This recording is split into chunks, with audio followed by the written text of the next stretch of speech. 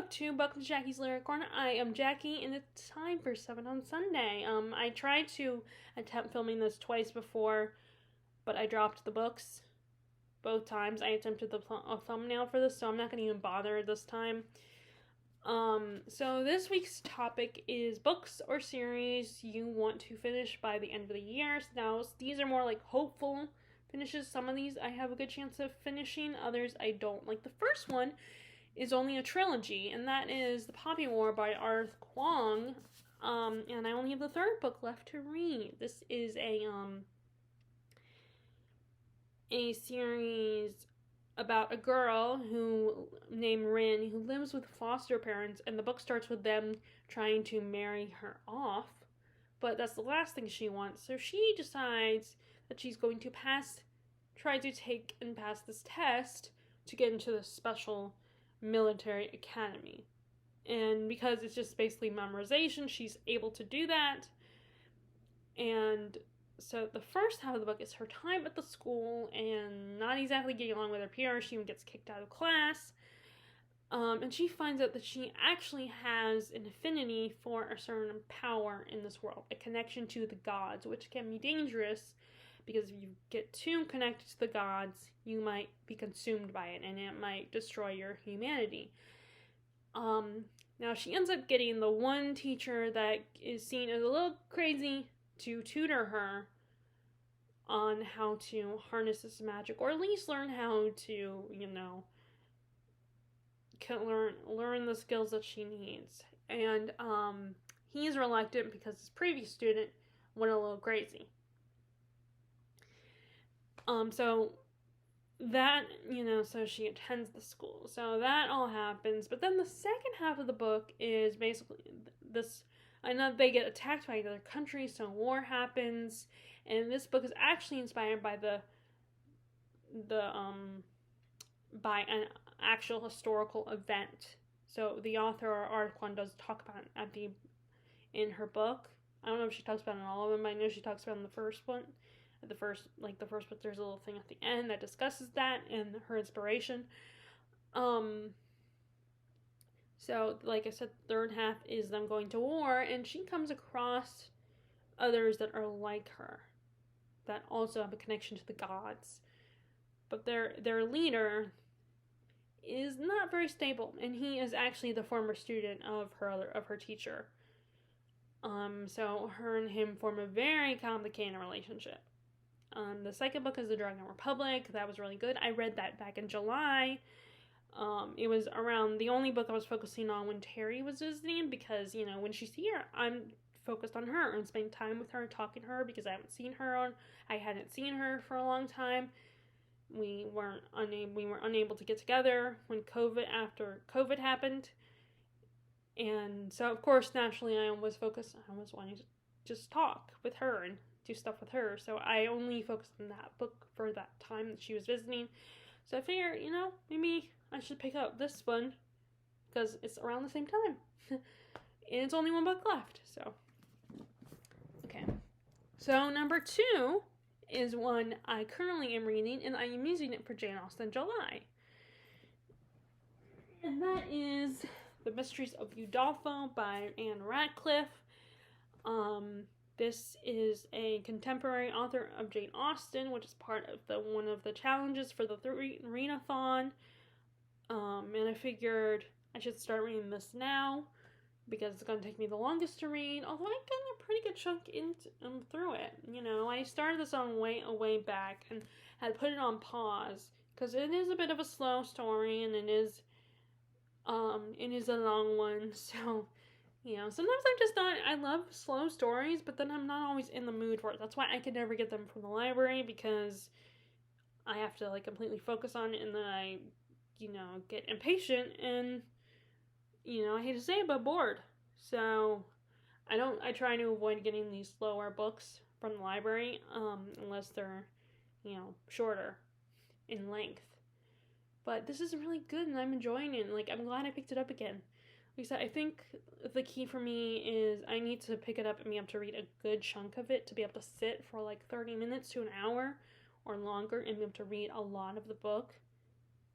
Because if I try to read something like this and like pick it up again after a period of time, and you know, when I have very limited time to do any reading, then it won't be enough for me to get back into the story. So, but yeah, I thought it would be perfect for Jane Austen July because, like I said, she's a contemporary author of Jane Austen. So, the next book, number 3, is also a classic. And this is one of the ones I might not be able to get through as quickly. And that is Brothers Karamazov by Fyodor Dostoevsky. This is a Russian classic. And it's really good. And I just, it's about these brothers who are very different. They have very selfish, self-centered, greedy father, and they do not get along with each other, with their father, and their father ends up getting murdered, and they are the prime suspects of his murder. And I haven't even got to that part though. This is a bit of one of the slower moving classics. It's one of these ones where I wanted, because I had already started this, I wanted to get this one read first before I get into The Idiot, because I have been tempted to read The Idiot by Dostoevsky, but then I figured, you know, I already started this one, so I feel like I should get this one done first. Okay, and so by the way, I just realized I did not explain to you guys what The Mysteries of Udolpho is about. So before I get to the book number 4, let me tell you what this one is about. So this one is a gothic story about our main character, Emily St. Aubert, and she and her father are traveling to go visit her aunt. And along the way, they meet this guy named Valancourt, who accompanies them, becomes their friend, and ends up falling for Emily, and she for him. But when they get there, but along the way, her father dies. She's forced. So Valancourt escorts her to her aunt. And her aunt just does not get her, does not understand her. You can tell that she hasn't seen her brother in years. So they have a very estranged relationship. In fact, one of the things that bugs me is that she is very judgmental of her grief. She just doesn't understand. Even though the dad died just a week or so ago, or a few days ago, she still does not understand why Emily is grieving the loss of her father. That always bugged me. But currently the situation the aunt is in right now, I kind of do feel a little sorry for her. So meanwhile, the aunt meets this mysterious, handsome Italian Count Montoni, and he and the two of them get married. Now, they don't approve of Emily and of Valancourt. They don't think has the right social class, the social status that they have, you know, for her, that they want her to marry. So Count Montoni and her aunt try to find someone that suits them more for Emily to marry.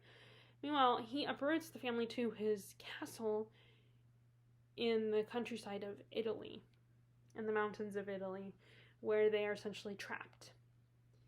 Because there's some weird stuff going on, and this dude is creepy and you just don't know what he's up to. He ends up forcing the aunt to give up, he tries to force the aunt to give up her fortune, and yeah, so this is really good so far, like I said, and like I said, I forgot to give that summary plot description thought. So that is Mysteries of Udolpho. Okay, now we're on to book number 4. Book number 4 is actually a series. So we have the Licanius trilogy. Oh, and the author just came out. Here it is, the Licanius trilogy. The author just came out with another book because this trilogy is already finished. And I just, 2 months ago, I read the first book. I really loved it. And I want to read the second one. There's only 2 books because it is a trilogy. And the second one is An Echo of Things to Come. The author is James Islington. I debated about picking up now but I'm gonna wait again along with the other one of the other series, The Name of All Things, which I definitely will not get done. But yeah, this is really good. This is in this world. One of our main characters, whose name is, let me see what it says. Davian. He is an orphan, but he lives at this local school with his two best friends, and they have this test coming up that they have to pass, this magic test. Unfortunately, Davian is an augur, which is someone that people fear from the past, a type of magic user from the past that people fear. So he's nervous that he's not going to pass the test, and it's going to be revealed that he's an augur. Meanwhile, there's things going on the border of this country, of this kingdom, that people are worried about, and Davian might have the key to solving that problem. He ends up being told someone knows that he's an augur, and that they want him to help them rescue this friend of theirs. And it turns out this friend has no memory of who he is, but he appears very skilled and very powerful. So, and it is a bit of a quest story. It is really, like I said, I really enjoyed it. There were the hints of the magic system were really cool, and I also like that the female character, she actually is able to get more involved in the story. She's able to have her part of the story told. Like sometimes I feel like when we introduce a girl that's the best friend with the guy, the main male lead, then usually she's just the girlfriend, the one who gets captured. She's the support system, but she actually gets to do stuff and actually plays an important role in the first book. So this is the second one. These are chunksters, and I really enjoy it, but the writing is very easy reading, and I am going to read this soon. I don't know when, though.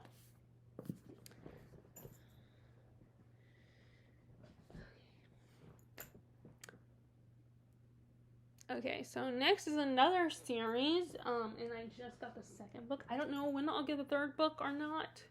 I'm probably going to save this for autumn, winter time. That is the Spider from Under the Northern Sky series. So this is kind of a Viking story. The first book was really good. You have our main character, Roper.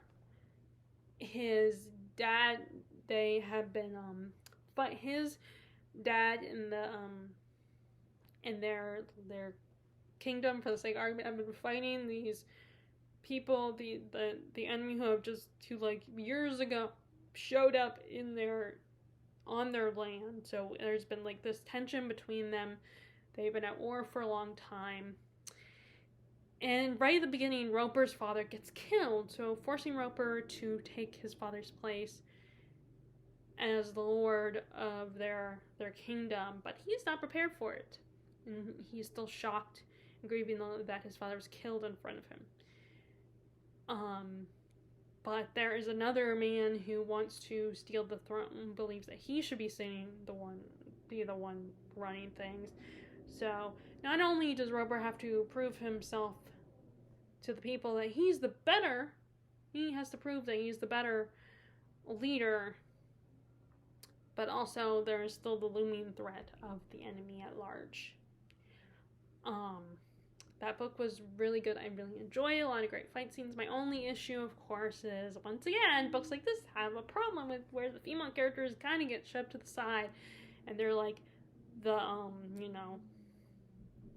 wife and the sister or the mother, and they get captured, and they are fridged for the main character's story arc, the male lead story arc, and it's, you know, and this is fantasy, so no, it's not historical. It's not, oh, this is how it, although I did shelf it as historical on my Goodreads. But, I think I did. I'll have to double check. But, yeah, it's not like, but it is technically more fantasy. So, it is fantasy. So, you don't have to do that. Just because other fantasy books have done that in the past does not mean modern fantasy writers have to do that. So, I'm hoping that the second book, the woman who is Roper's wife, plays a bigger part and does a lot more than just, you know. Although I have to say, she do a little bit. She proved herself. Like in the second book, she is smart and knows that the other guy is trying to woo her and seduce her. And she proves herself very tough and strong. So I just have the spider and then the cuckoo, which, like I said, I don't know when I'll buy it. Because I have a thing where, like, I try to do every other month when I buy books off Thrift Books, and I have not seen these books. I've only seen the first one, The Wolf, at BAM. So, I mean, it'll be awesome. Like, today we're going to an used bookstore, the local used bookstore, to taking donations. Not the one that I can walk to, but another Black Castle Books. So, who knows, maybe somehow I'll see these there. But anyway, so yeah, I just have to read this one, and then the cuckoo I'll read at some point. So like I said, I don't know if I'll get this trilogy done by the end of the year. Okay, so number 6 is another standalone and another classic. So there's a pattern here. A lot of my standalones are classics. I mean, there are some fantasy standalones, like Prior the Orange Tree. I thought about putting that one on here. But I don't know, that's even less of a chance of me getting that done. Because that's a long one. Although, that might be one of the ones I might bring with me to London. I should say the one, because I'm going to try to only bring one book with me. Because I'm hoping to go to Waterstones or one of the other famous bookstores in London. But anyway, Dombey and Son by Charles Dickens. So, I want to get this one done before I go to Our Mutual Friend or The Dorrit or the Nicholas Nickleby. That's one of the other ones I have. I want to get this one done first because obviously I already started this one. This one is I am enjoying it. The story is about Mr. Dombey and his family, and he wants nothing more than to have a son to be the heir to his business. But the first child he has is a daughter. Whose name? Let me see. Florence. That's her name, Florence. She is his first child, so he kind of ignores her because he doesn't think girls are worth anything. And he kind of forces her on a nanny to take care of her. And his wife ends up getting pregnant again, and she dies giving birth to the son he's always wanted, Paul. But Paul is not exactly what he wanted in a son. And Florence is determined to prove her worth. So this is really good. Once again, you have these delightful characters that are a little exaggerated. And actually, Tristan from Tristan and the Classics did a really good video about how Dickens has humors. For some of his characters are humors, which they basically represent one trait that he wants people to focus on to stand out.